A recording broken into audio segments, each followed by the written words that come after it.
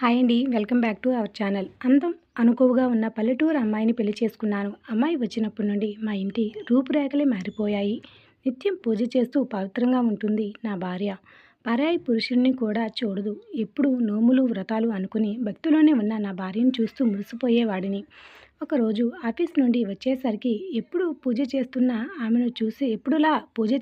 ఆమెను చూసి నేను మూర్ఛపోయినంత పని అయింది. అసలు ఏం జరిగిందంటే అమ్మాయిని చూసిన అతడు ఎందుకు షాకయ్యాడు. ఇది ఈరోజు కథ. ఎలా ఉందనేది మొత్తం చదివిన తర్వాత కామెంట్ చేయండి. అందం అనుకోవున్న పల్లెటూరు అమ్మాయిని చేసుకున్నాను. పల్లెటూరు అమ్మాయి అంటే చుట్టుపక్కల అందరితో కలిసి ఉంటుందని అనుకున్నా. ఇప్పటివరకు నా భార్య బయట ఎవరితో కూడా మాట్లాడింది నేను చూడలేదు. తనకు సిగ్గు బిడియం అని అనుకున్నా. ఆమె చాలా అందంగా ఉంటుంది. నేను ఇంటికి ఎప్పుడు వచ్చినా తను ఏదో ఒక పనిలో బిజీగా ఉంటూ పూజ చేస్తూ ఉండేది. ఆ దేవుడు నాకు ఇంత పవిత్రమైన అమ్మాయిని భార్యగా ఇచ్చినందుకు నేను చాలా సంతోషించాను. ఇంటిని ఎల్లప్పుడూ ప్రశాంతంగా, అందంగా ఉంచుతూ ఎప్పుడూ నోములు, వ్రతాలు అని ఏదో ఒక పూజ చేస్తూ ఉండేది. నా తల్లిదండ్రులను అత్తామామల్లా కాకుండా సొంత తల్లిదండ్రుల్లా చూసుకుంటున్న లక్ష్మి వచ్చినందుకు సంబరపడిపోయేవాడిని. మా నాన్నకు మా వీధి చివరిలో చిన్న షాప్ పెట్టించాను. మా అమ్మ పెద్దగా పని చేయలేదు. మంచం మీదే ఎక్కువగా ఉంటుంది. మా అమ్మకు తోడుగా నా భార్య ఉంటూ పనులు, పూజలు చేసుకుంటూ పక్కింటి వాళ్ళతో సంబంధం లేకుండా ఉంటుంది. అయితే లక్ష్మి వచ్చిన 3 రోజుల నుండి మా అమ్మ ఎప్పుడూ భార్యను వెళ్ళగొట్టమని నాకు చెప్పడం చూసి నాకు చాలా ఆశ్చర్యం కలిగింది. ఇంత మంచి కోడలు దొరికింది. కానీ ఏముందని తనని ఇష్టపడడం లేదు. ఒకరోజు నేను ఆఫీస్ నుండి త్వరగా ఇంటికి వచ్చాను. అప్పుడు కూడా నా భార్య పూజంతా పూర్తి చేసుకుని హారతి ఇస్తుంది. నేను ఆమెని డిస్టర్బ్ చేయడం ఇష్టం లేక తన వెనకాలే నిలబడి ఉన్నాను. ఒక్కసారిగా ఆమెను చూసి ఆశ్చర్యానికి గురయ్యాను. ఎందుకంటే అసలు ఏం జరిగింది? మా నాన్నగారికి ఆరోగ్యం నలతగా ఉందని ఫోన్ చేయడంతో ఆఫీస్ నుండి త్వరగా వచ్చేశాను. ఇప్పుడు నాకు వివాహం అయింది. అమ్మాయి కుందనపు బొమ్మలా ఉంటుంది. అనుకువగా ఉన్న అమ్మాయి భారీగా వచ్చినందుకు నా అంత అదృష్టవంతుడు లేడని భావించాను. తను చూసి నా మనసు సంతోషంతో ఉరకలేస్తుంది. మాకు పెళ్ళై 3 రోజులు అవుతుంది. తనతో మాట్లాడాలని ఎప్పుడు కూడా ఆఫీస్ నుండి త్వరగా వచ్చేవాడిని. ఎప్పుడు తన దగ్గరికి వెళ్ళినా ఏదో ఒక సాకుతో దూరంగా వెళ్ళిపోయేది. ఇంకా అలవాటు పడాలని సర్దుకునేవాడిని. లక్ష్మి ఎందుకో నాకు ఈరోజు చాలా ఆరోగ్యం బాలేదు. పూజ అయిన తర్వాత ఒక కప్పు టీ తీసుకురావా అని అడిగాను. ఇలా చెప్పినందుకు నాకు చాలా సంతోషం కలిగింది. ఎందుకంటే గత 2 సంవత్సరాలుగా ఇంట్లో పనిని స్వయంగా నేనే చేసుకుంటున్నాను. ఎందుకంటే మా అమ్మ పెద్దగా పని చేయలేదు. మంచం మీద ఉంటుంది. పాపం ఆ వృద్ధురాలు ఎప్పుడూ మంచం మీద ఉంటుంది. నాకు ఆరోగ్యం బాగాలేనప్పుడు కూడా నేను పని చేయాల్సిందే. అప్పుడు నేను అమ్మ కోసం ఒక ఇంటికి నర్సును తీసుకుని వచ్చాను. నేను తనని జీతం కూడా ఇచ్చేవాడిని. నిద్ర కారణంగా కళ్ళు బాగా బరువు అనిపించడంతో అక్కడే అలాగే నిద్రపోయాను. రాత్రి సుమారు 2 గంటల సమయాన నా కళ్ళు తెరుచుకున్నాయి. ఆకలి మరియు దాహంతో నా మనసు అస్తవ్యస్తంగా మారిపోయింది. నేను త్వరగా లేచి కూర్చుని చూసినప్పుడు గదిలో జీరో బల్బ్ వెలుగుతూ ఉంది. అప్పుడు నా భార్య ఇంకా పూజలో ఏదో నోము నోస్తూ ఉన్నట్టు ఉంది. అందుకే గదిలో పడుకోకుండా పూజ రూమ్ బయట పడుకుని ఉంది. నేను ఆమెను ఒకసారి చూసి తర్వాత గదిలో నుండి బయటకు వచ్చాను. నేనే స్వయంగా వెళ్ళి ఫ్రిడ్జ్లో నుండి ఆహారాన్ని బయటికి తీసి వేడి చేయడం మొదలుపెట్టినప్పుడు నా మనసులో ఒక వింతైన అనుభూతి కలగడం మొదలయ్యింది.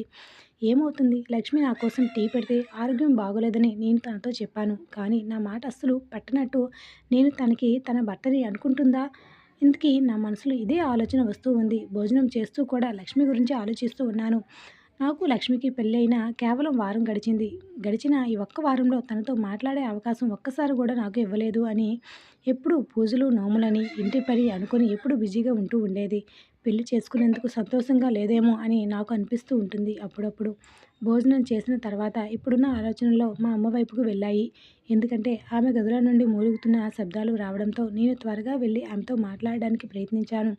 ఆమె తన కళ్ళతో సైగ చేస్తూ చూపిస్తూ నా కాలు నొప్పిగా ఉందని చెప్పింది. నేను ఆమె కాలును నొక్కడం ప్రారంభించాను. అమ్మ కాళ్ళు నొక్కుతూ ఇలా అడిగాను. లక్ష్మి ఎలా ఉంది? నాకు పెళ్ళైన కొద్ది రోజులు గడిచాయి కాబట్టి అమ్మ కోసం వచ్చిందో లేదో తెలుసుకోవడానికి అనుకున్నాను.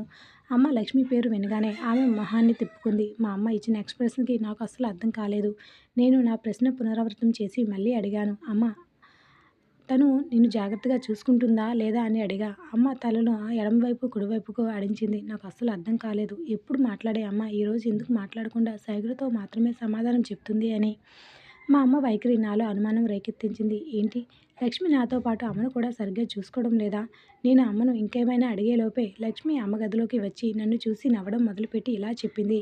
ఈరోజు మీరు త్వరగా లేచారు. ఈ సమయంలో నువ్వు ఇక్కడేం చేస్తున్నావు అని అడిగాను. ఈ సమయంలో వాతావరణం కొంచెం చల్లగా ఉండడంతో నేను అత్తగారికి ఏదైనా అవసరం ఉంటుందని వచ్చాను. అలాగే రాత్రి వేడిగా ఉండడంతో ఏసీ ఆన్ చేసి వచ్చాను. అందుకే ఒకసారి చెక్ చేయడానికి ఇలా వచ్చాను.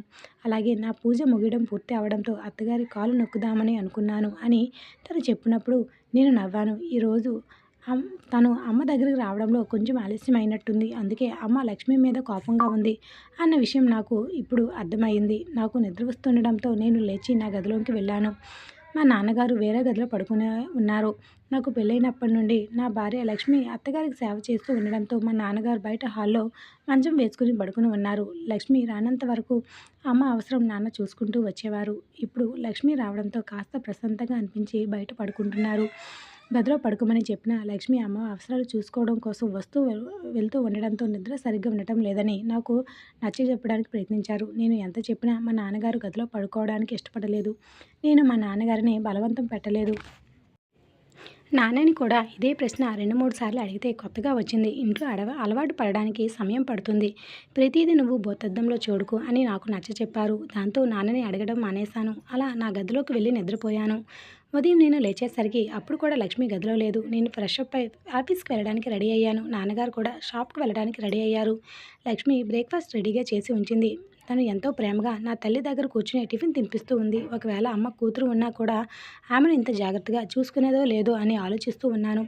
ఏ కారణం లేకుండా నేను తనని అనుమానిస్తున్నానా అని ఆమె ముఖం వైపు చూశాను. ఆమె మొహంలో నాకు ప్రేమ మాత్రమే కనిపిస్తుంది. తను అమ్మకు టిఫిన్ తినిపించేసి నా దగ్గర కూర్చుంది. నేను తన మనసులో ఉన్న మాటను తెలుసుకోవాలని ఇలా చెప్పాను. లక్ష్మి, నువ్వెప్పుడైనా నీ భర్తతో పాటు అనారోగ్యంగా ఉన్న అతడి తల్లిని జాగ్రత్తగా చూసుకోవాల్సి వస్తుందని అనుకున్నావా? లక్ష్మి ఒక్కసారిగా ఆ దేవుడి మీద ఒట్టు. నేనెప్పుడు అత్తయ్య గారి గురించి ఈ విధంగా ఆలోచించినా నాకు పాపం తగులుతుంది. మీకు తెలుసు కదా, మీ వారికి సహాయం చేయడం వల్ల ఆ భగవంతుడు మనకు పుణ్యాన్ని ఇస్తాడు. మీ అమ్మ నాకు పుణ్యం సంపాదించి పెట్టే ఓ సాధనం. మనం చనిపోయిన తర్వాత మన పుణ్యమే మనకి వస్తుంది. మీ అమ్మగారిని చూసినప్పుడల్లా నాకు మా అమ్మాయి గుర్తుకొచ్చేది. అందుకే మీ అమ్మను మా అమ్మలా చూసుకుంటున్నాను అన్న లక్ష్మి మాటలు వినగానే నా కళ్ళల్లో నీళ్ళు వచ్చాయి. నిజానికి ఆమె నాకు కన్నతల్లి. ఆమెకు సేవ చేయడం నా ధర్మము. అయినా ఈ విధంగా నేనెప్పుడూ మా అమ్మ గురించి ఆలోచించలేదు. ఆ రోజు తర్వాత నేను అమ్మ గురించి బాధపడడం మానేశాను. మా అమ్మకి ఇంత సేవ చేసే లక్ష్మి నా లక్ష్మిగా మారాలి అని నేను కోరుకున్నాను. తను నా భార్యగా ఉండాలని నేను కోరుకున్నాను. నేను ఇంట్లో ప్రవేశించినప్పుడు ఆమె ఇంటి పనిని విడిచిపెట్టి నా వైపే ఆకర్షించబడాలని నేను కోరుకున్నాను. అయినా నేను ఏదో ఈ మాట చెప్పడానికి చాలా భయపడేవాడిని. ఎందుకంటే నేను ఇంటికి వచ్చినప్పుడు అంతా తను పని పూర్తి చేసుకుని పూజ చేస్తూ ఉంటుంది. 1-2 సార్లు నేను అడిగిన నోములు అన్ని దూరంగా ఉంటున్నానని చెప్పింది. అలాంటప్పుడు నేను మాట్లాడలేకపోయాను. అందుకే నేను ఏ మొహం పెట్టుకుని లక్ష్మిని ఇంటికి వచ్చాక పూజలు చేయడం వదిలేయ్ అని ఎలా చెప్పగలను? నాలో అంత ధైర్యం లేదు. కానీ లోలోపల నుండి ఈ మాట నన్ను తినేస్తుంది. అసలు ఇది ఎలాంటి వివాహం? నేను ఇంతవరకు నా భార్య మొహం కూడా సరిగ్గా చూడలేదు. ఈ పరిస్థితి నన్ను మరింత చిరాకు పెట్టిస్తుంది. నేను ఆఫీసులో పని ముగించుకొని ఇంటికి వచ్చేసాను. నాకు చాలా ఆకలి వేస్తుంది. లక్ష్మి, భోజనం తీసుకురా అని చెప్పాను. తను నా వైపు చూసి భయపడిపోయింది. ఒక్కసారిగా తను అలా ఎందుకు భయపడి ఉండడం చూసి నేనేమైనా అన్నానా? కేవలం భోజనం వడ్డించమని నిన్ను అడుగుతున్నాను. లేకపోతే నేనే స్వయంగా వెళ్ళి అన్నం వడ్డించుకోవాలా? నేను ఇప్పటి వరకు వంట చేయలేదు. ఈరోజు నేను పూర్తిగా రామాయణం చదివిన తర్వాతే లేవాలి అని నిర్ణయించుకున్నాను అని లక్ష్మి అంటే, బహుశా మర్చిపోయావేమో, నేను నీ భర్తను. నాకు సేవ చేయడం నీ కర్తవ్యం. పెళ్లి చేసుకున్న తర్వాత జీవితం సుఖ సంతోషాలు వస్తాయి అని చెప్తారు. కానీ నేనైతే నిన్ను పెళ్లి చేసుకొని ఇరుక్కుపోయాను. నువ్వు ఒక్కరోజు కూడా నాకు సంతోషాన్ని ఇవ్వలేదు. నా పక్కన కూర్చుని ఒకరోజు కూడా మంచి చెడ్డలు అడగలేదు. అసలు నువ్వు ఎలాంటి దానివి? నువ్వు కొంచెమైనా నా బాధ్యతతో మసులుతున్నావా? ఎప్పుడు చూడు నీకు పూజ గురించి ఒకటే.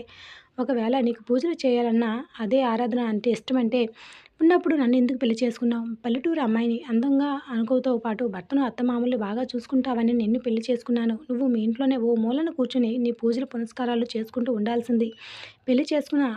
పెళ్లి చేసుకోవాల్సిన అవసరం ఏముంది అని నన్ను నేను కంట్రోల్ చేసుకోలేక చిరాకుతో ఇవన్నీ అడిగేశాను. అప్పుడు లక్ష్మి ఏడుస్తూ, ఈరోజు నేను పూజలు పునస్కారాలు చేయడానికి కారణం మీరు నా దగ్గరకు వస్తారేమో అని భయపడి నేను మిమ్మల్ని నా నుండి దూరంగా ఉంచడానికి చేస్తున్నాను. లక్ష్మి చెప్పిన మాటలు విని నా నెత్తిన పిడుగుపడ్డట్టు అయ్యింది. నువ్వు నా నుండి దూరంగా ఎందుకు ఉండాలని అనుకుంటున్నావు? నువ్వు ఎవరినైనా ప్రేమించావా చెప్పు. పెళ్ళికి ముందు నేను చాలాసార్లు అడిగాను. నువ్వు ఇష్టమని చెప్పి నన్ను పెళ్లి చేసుకున్నావు. అలాంటప్పుడు నాకు దూరంగా ఉండవలసిన అవసరం ఏముంది? నేను ఎన్నిసార్లు నీకు దగ్గర అవ్వాలని ప్రయత్నించినా ఏదో ఒక కారణం చెప్పి దూరం పెడుతూనే ఉన్నా. కొత్త అని నేనే సర్దుకుంటూ వచ్చాను. మీరు రాను రాను అనే ప్రవర్తన చూసి నాకు చిరాకు వస్తుంది. ఈరోజు అటు ఇటు తేలిపోవాల్సిందే. నాకెందుకు నువ్వు దూరంగా ఉంటున్నావు చెప్పు? నేను గట్టిగా అడగగానే ఆమె ముందుకు కదిలి తన చేతిపై ఉన్న ఒక గుర్తు చూపించింది. ఇది చాలా నల్లగా ఉంది శ్రీను. నా చేతి మీద ఉన్న ఈ గుర్తును బాబాగారు చూసి ఇలా చెప్పారు. ఎవరైతే ఈ అమ్మాయిని ఎవరైతే పెళ్లి చేసుకుంటారో అతడు 7 రోజుల లోపల తన ప్రాణాన్ని కోల్పోతాడు అని చెప్పాడు. ఈ మాట విని మా అమ్మ చాలా భయపడిపోయింది. నేను వెళ్ళి బాబా పాదాలపై పడ్డాను. బాబా, ఈ అమ్మాయి జీవితాన్ని మీరే కాపాడాలి. మీరు ఈ సమస్యకి ఏదైనా పరిష్కారం కోరుతుందేమో చెప్పండి అని వేడుకున్నాను. నాకు కూతురు భర్తను కోల్పోయినా నా ఇంట్లో ఉండడం నేను చూడలేను అనడంతో అప్పుడు బాబాగారు ఇలా చెప్పారు. ఒకవేళ ఈ అమ్మాయికి పెళ్లి చేయాలనుకుంటే మీరు ఒక పని చేయాల్సి ఉంటుంది. పెళ్లి అయ్యాక తన భర్తతో 11 రోజుల వరకు దూరంగా ఉండవలసి ఉంటుంది. అలాగే దేవుడు ఆరాధనలో లీనమై ఆ భగవంతుని ఎంత ఎక్కువగా స్మరిస్తే అంత త్వరగా తను సమస్య నుండి బయటపడగలదు అని చెప్పారు. నేను మీతో ఈ విషయాన్ని చెప్పడానికి భయపడేదాన్ని. మీరు నన్ను దౌర్భాగ్యురాలుగా భావించి వదిలేస్తారేమో అనడంతో లక్ష్మి అమాయకత్వాన్ని చూసి నేను ఈ దొంగ బాబాలు చెప్పే మాటలను వినను. మన చావు పుట్టుకలు ఆ దేవుడి చేతుల్లో ఉంటుంది. నువ్వు ఏ కారణం లేకుండా నా నుండి దూరంగా ఉంటున్నావన్న ఈ మాటలు విన్న లక్ష్మికి చాలా కంగారు పడిపోయి ఇలా చెప్పింది. శ్రీను, నా జీవితంలో వచ్చిన మొదటి మగ వ్యక్తి మీరే. మీకన్నా ముందు నేను ఏ పరాయి పురుషుని కూడా చూడలేదు. అలాగే వాళ్ళతో మాట్లాడింది లేదు. ఇప్పుడు మీరే నా ప్రపంచము. నా స్వార్థం కారణంగా నేను మిమ్మల్ని కోల్పోవడం నాకు ఇష్టం లేదు. ఆ దేవుడి కోసం కేవలం 11 రోజులు మీరు నాతో దూరంగా ఉండండి. అలా అనేసరికి నేను లక్ష్మి మొహంలో చాలా నిస్సహాయతను, బాధను చూశాను. అందుకే నేను తన మాటను అంగీకరించాను. నా మాటతో తను కూడా చాలా సంతోషించింది. లక్ష్మి మాటలు విని నేను లోలోపల సిగ్గుపడ్డాను. ఎందుకంటే నా భార్య నన్ను ప్రేమించడం లేదేమో, అందుకే నా నుండి దూరంగా ఉంటుందేమో అనుకున్నాను. కానీ లక్ష్మి మాటలు విని నేను చాలా రిలాక్స్ అయ్యాను.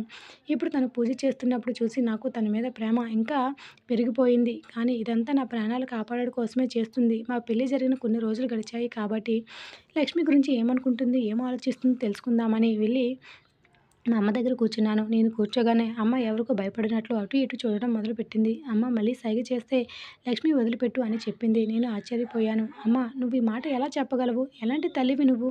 కొడుకు సంసారం నాశనం చేయాలని కోరుకుంటున్నావా?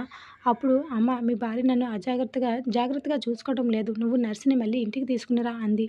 కొడుకు సంసారం పాడైపోతే పాడైపోని, కానీ ఆమె సౌకర్యం ఉండడం కోసం నర్సుని తీసుకురావాలి. నిజానికి నాకు నర్సు పనిలో నుంచి తీసే ఉద్దేశం లేదు. కానీ వచ్చిన మరుసటి రోజే లక్ష్మి ఇకపై నర్సును వద్దని చెప్పింది. నేను అమ్మని జాగ్రత్తగా చూసుకుంటాను అంది. అప్పుడు నేను లక్ష్మిని, అమ్మ నీకు బరువు బాధ్యతలు వేయాలని అనుకోవటం లేదు. నర్సుని అమ్మని జాగ్రత్త చూసుకుంటుంది. నువ్వు నన్ను మాత్రమే చూసుకుంటే చాలు అనడంతో ఆ మాట విని లక్ష్మి చాలా ఆందోళనలకు గురై, మీకు నా మీద నమ్మకం లేదా? అందుకే మీరు వచ్చిన నర్సుని పంపించలేకపోతున్నారా? కొత్తగా పెళ్ళైన తన నుండి దూరం చేసుకోవడం ఇష్టం లేకపోవడంతో నేను నడుస్తూ రేపటి నుండి రావద్దని చెప్పేశాను అనడంతో లక్ష్మి చాలా సంతోషించింది. అమ్మకు తనకు మధ్య మంచి స్నేహంగా చూసుకోవడం తన అదృష్టంగా భావించేది. అలాంటప్పుడు నేను వెళ్ళి మళ్ళీ తీసుకొస్తాను అంటే తనకు నా మీద కోపం వస్తుందేమో అని అందుకే నేను మా అమ్మ మాటలను పట్టించుకోలేదు. ఇప్పుడు నేను ఒకరోజు నువ్వు రోజులు లెక్కలు పెట్టుకుంటూ కూర్చున్నాను. అలా 11 రోజులు పూర్తి అయిపోతే మా భార్యాభర్తల బంధం ప్రారంభించవచ్చు అనుకున్నాను. అప్పుడు రోజులు గడిచిపోయడమే లేదు. అసలు రోజులు గడిచిపోవడమే లేదు. నా మనసులో చాలా విషయాలు ఉన్నాయి. అవి మీతో మాట్లాడాలని అనుకుంటున్నాను అని తను ఎప్పుడు నాతో అనేది. కానీ 11 రోజులు ఎటువంటి ఇబ్బంది లేకుండా గడిచిపోతే మీతో ప్రతిదీ పంచుకుంటాను. ఎందుకంటే నేను మిమ్మల్ని చాలా ప్రేమిస్తున్నాను అన్న లక్ష్మి మాటలు విన్న నాకు గాలిలో స్వర్గానికి వెళ్ళినట్టు అనిపించింది. ఒకరోజు నేను పని ముగించుకొని ఇంటికి వచ్చేసరికి లక్ష్మికి ఇలా చెప్పింది. అత్తయ్య గారు అన్నం తినటం లేదు. ఆమె బలవంతంగా నోటిని గట్టిగా మూసేస్తుంది. తను డాక్టర్ దగ్గరికి తీసుకెళ్దాం అని చెప్పడంతో నేను కంగారు పడిపోయి త్వరగా అమ్మ గదిలోనికి వెళ్ళి అన్నం తినకుండా ఉండడానికి కారణం ఏంటని అడిగాను. అప్పుడు నాన్న కూడా అమ్మ పక్కన కూర్చొని ఏడుస్తూ ఉన్నాడు. అప్పుడు అమ్మ ఏదో చెప్పడానికి ప్రయత్నిస్తూ ఉంది. నువ్వు నీ భార్యని వదిలిపెట్టేంత వరకు నేను భోజనం చేయను అని అమ్మ చెప్పడంతో అమ్మ మాట విని నాకు చాలా కోపం వచ్చింది. అమ్మ, నువ్వు తింటే తిను, లేకపోతే లేదు. నువ్వు తినకపోతే నాకు కలిగే నష్టమేమీ లేదు అని నేను లేచి టెర్రస్ పైకి వెళ్ళాను. ఒక స్త్రీ అత్తగారికి అత్తగా మారిన తర్వాత ఇంత కఠినంగా ఎలా గ్రహించగలదు అన్న ఈ విషయం నాకు అర్థం కావటం లేదు. ఇప్పుడు నా తల్లి చాలా నిస్సహాయంగా ఉంది. అనుకున్న భార్య అవసరం ఉంది. తండ్రి ఒక్కడే అని మా తల్లిని చూసుకోలేడు.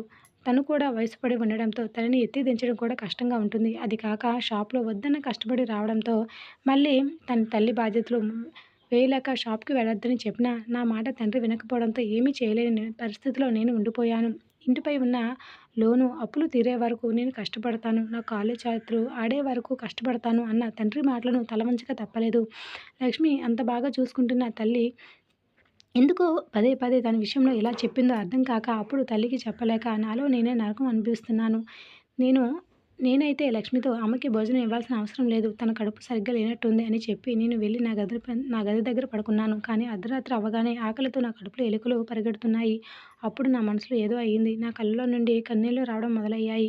నన్ను నేను నిందించుకుంటూ అమ్మ అనారోగ్యంతో ఉంది. అనారోగ్యంతో బాధపడుతున్న వాళ్ళు చిరాకు పడడం సహజమే. అయినా అనారోగ్యంతో ఉన్న ఆవిడ పంతానికి పోవాల్సిన అవసరం నీకేం వచ్చింది అని నాకు నేనే అనుకుని త్వరగా వెళ్ళి అమ్మ కోసం గంజి తయారు చేసుకుని అమ్మ గదిలోకి వెళ్ళాను.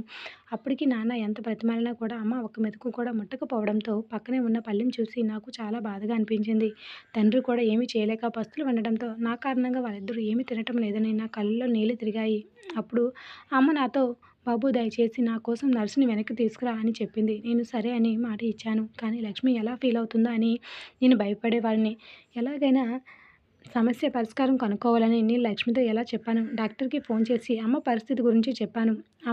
అతను అమ్మ కండిషన్ బాగా తెలిసిన నర్సును ఇంటికి పంపిస్తానని చెప్పాడు. నా మాట విన్న లక్ష్మి కోపం రానందుకు, హంగామా చేయకుండా మౌనంగా ఉన్నందుకు ఆ దేవుడికి మనసులో కృతజ్ఞతలు చెప్పుకున్నాను. నేను హాస్పిటల్కి వెళ్ళి నర్సును తీసుకుని వచ్చి ఇలా చెప్పాను. అమ్మ జబ్బు గురించి ప్రతి విషయం కూడా చెప్పాను. ఇక తండ్రి కూడా కాస్త ప్రశాంతంగా అనిపించింది. కోడలతో పాటు నర్సు కూడా తనని చూసుకుంటూ ఉంటుందని మంచి పని చేశావు అని ఇప్పుడు ఎటువంటి ఇబ్బంది లేదు. నేను షాప్కి వెళ్ళి పని చూసుకుంటాను అని చెప్పి అక్కడి నుండి వెళ్ళిపోయారు.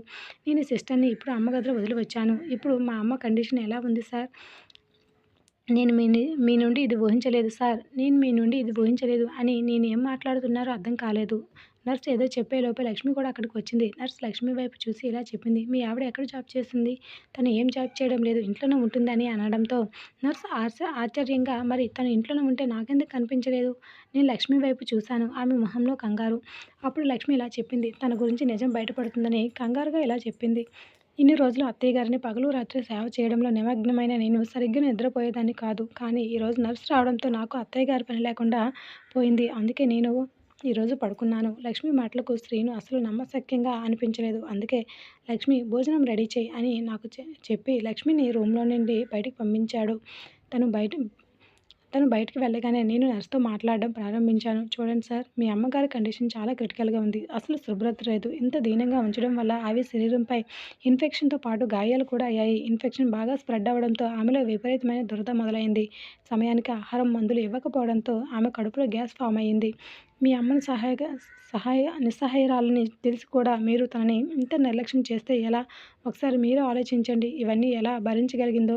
మీ అమ్మను నువ్వు చూసుకోలేకపోతే ఏదైనా హాస్పిటల్లో అడ్మిట్ చేయండి. లేకపోతే ఏదైనా ఓల్డేజ్ హోమ్లో జాయిన్ చేయండి. ఆమెను చేతులారా ఎలాంటి నరకంలో నెట్టేయడం కంటే ఇలా చేయడమే ఉత్తమం అని కఠినంగా మాట్లాడేసరికి ఆ మాటలు విని నా ఒంట్లో వణుకు పుట్టింది. కళ్ళల్లో నీళ్లు వచ్చాయి. వెంటనే ఇంట్లో నుండి బయటికి వెళ్ళి కారులో కూర్చొని గంటసేపు ఏడ్చాను. అక్కడ ఉండలేక కాసేపు మా నాన్న షాప్కి వెళ్ళి మాట్లాడాలని నిర్ణయించుకుని ఇక్కడ మా నాన్నగారు కూడా షాప్ క్లోజ్ చేసి ఏడుస్తూ ఉన్నాడు. అది చూసి నా గుండె ఆగినంత పని అయింది. నాన్నగారు అనేసరికి ఒక్కసారిగా తన కన్నీళ్లు తుడుచుకుని ఏమైంది కన్నా, ఇంటికి బయలుదేరుతున్నాను. నువ్వెందుకు ఈ సమయంలో ఇక్కడికి వచ్చావు అని అడగడంతో ఏమైంది నాన్న, మీరు ఎందుకు వీళ్ళకి బాధపడుతున్నారు? నా దగ్గర ఏదైనా దాస్తున్నారా అని అడిగాను. అప్పుడు తల్లి చెప్పిన మాటలు తండ్రి చెప్పేసరికి ఒక్కసారిగా శ్రీను షాక్ అయ్యాడు. ఇంకా ఏమీ మాట్లాడలేకపోయాడు. ఇక తల్లిదండ్రులు ఇద్దరిని కూడా క్షమాపణలు కోరి పదే పదే బాధపడుతూ కాళ్ళు పట్టుకుని తన ఒడిలో పడుకుని ఏడుస్తూ ఉన్నాడు శ్రీను. అప్పటికే తండ్రి వాదార్చిన తనలో కన్నీళ్లు అస్సలు ఆగటం లేదు. నేను ఎంత బుద్ధి తక్కువ పని చేశాను. కనీసం ఒక్కసారి కూడా మా అమ్మను అర్థం చేసుకోలేదు.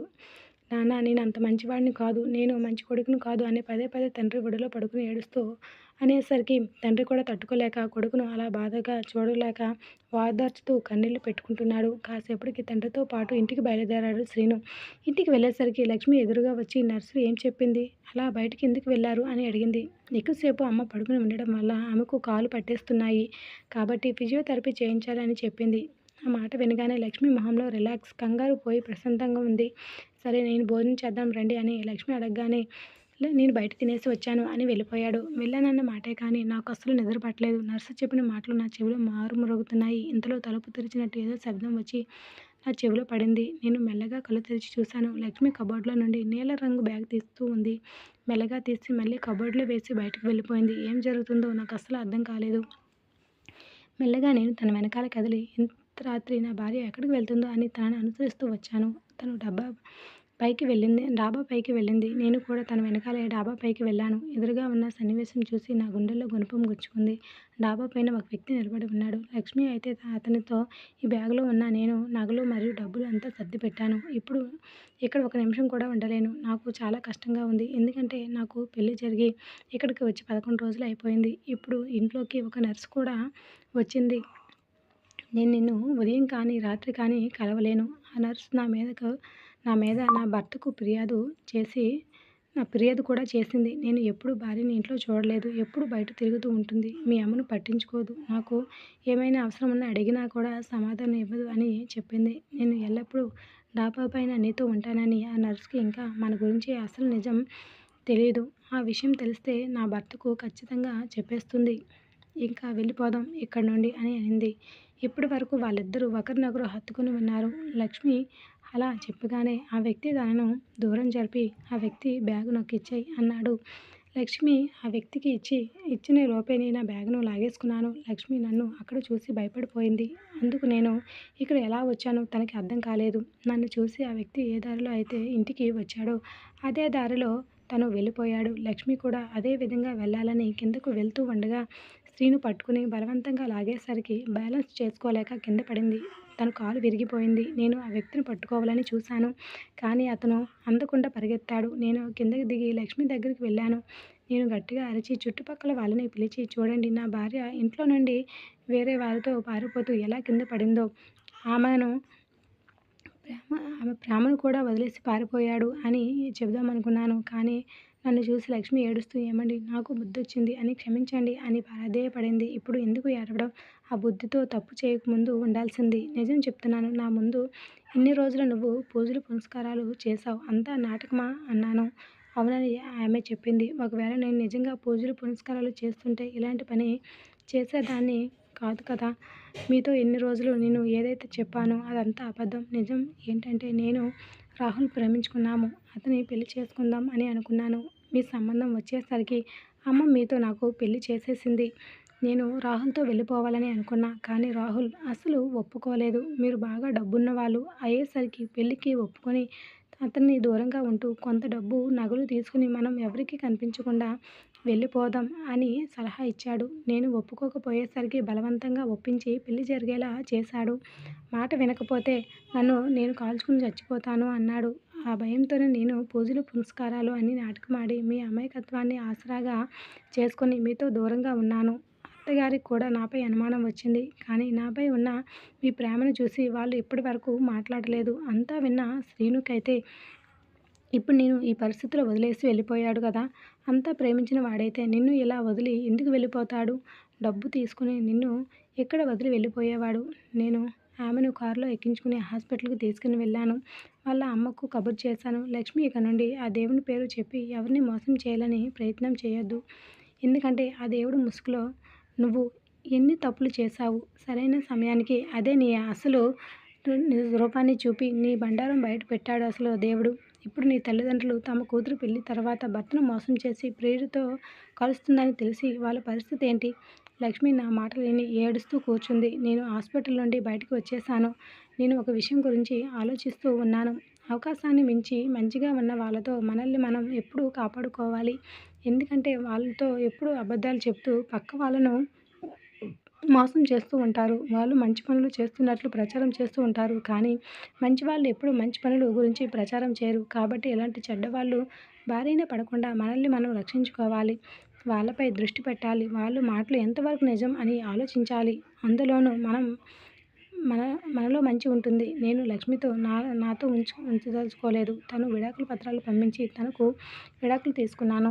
తర్వాత నా తల్లికి ట్రీట్మెంట్ ఇప్పించడంతో తన పరిస్థితి కొంత మెరుగుపడింది. తల్లిదండ్రుల మోసం చేయకుండా జాగ్రత్తగా చూసుకుని ప్రేమ పెంచే అమ్మాయి కోసం చూస్తున్నాను. ఆఫీస్‌లో నా కొలీగ్‌ని నాకు విడాకులు వచ్చిన సంవత్సరం తర్వాత పెళ్లి చేసుకున్నాను. ఇప్పుడు నాకు ఒక బాబు, పాపతో నా తల్లిదండ్రులు సంతోషంగా ఉన్నారు. నాన్న పూర్తిగా షాప్‌కి వెళ్ళడం మానేసి మనవళ్లతో, మనవరాళ్లతో సంతోషంగా తమ మిగతా జీవితాన్ని గడుపుతున్నారు. వచ్చిన అమ్మాయి కూడా అనాథ అవ్వడంతో నా తల్లిదండ్రులను తన తల్లిదండ్రులుగా భావించి సంతోషంగా చూస్తూ ఉంది. ఈ కథ మీకు ఎలాగ అనిపించిందనేది కామెంట్ చేయండి and like the video, subscribe the channel. Thanks for listening friends. Bye.